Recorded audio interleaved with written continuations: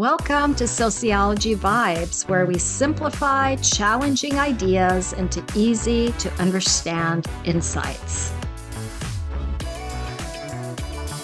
Today, our focus is on the sociological explanation of the 4 types of social movements to help us understand collective behavior. Collective behavior can involve people behaving together in response to a situation, originating as spontaneous, planned, or unplanned. Collective behavior can be peaceful, dangerous, or even unconventional.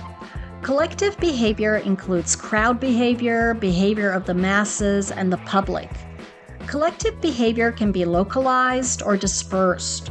Localized collectives occur when people act in physical, close proximity to each other. Examples include crowds, riots, and mobs.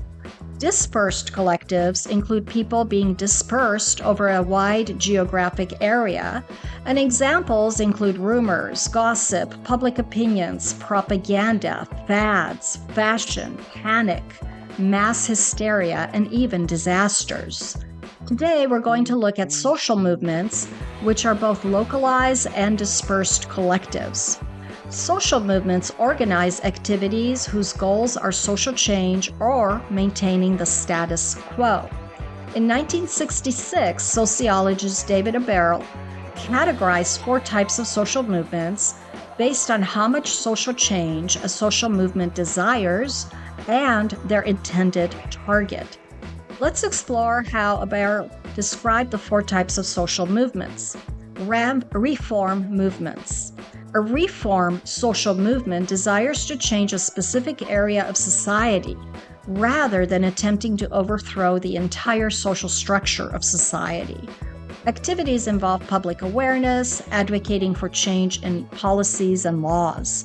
Examples include the civil rights movement, Black Lives Matter, women's rights, environmental, LGBTQ+ rights, and labor movements.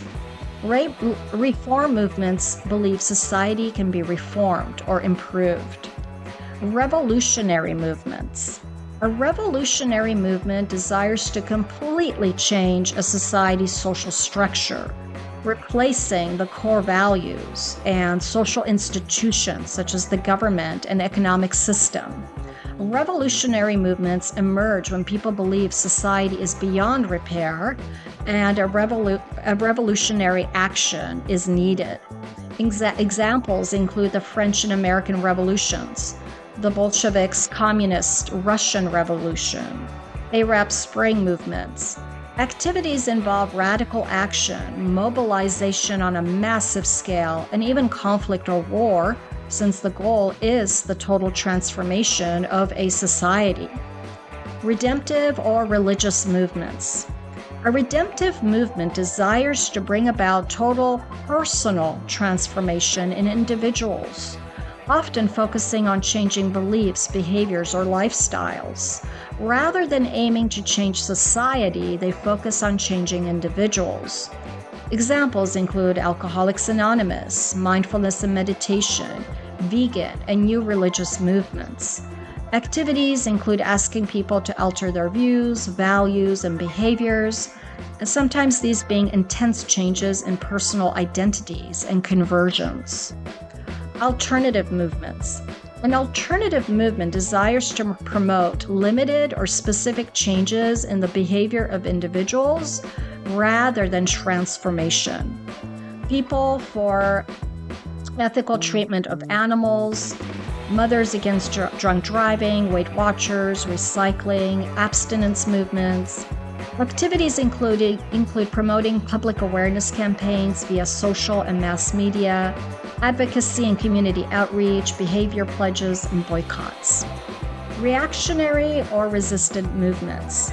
This is a fifth type of social movement, not described by Aberle, but identified by sociologists. A reactionary or resistant movement desires to reverse any recent social changes.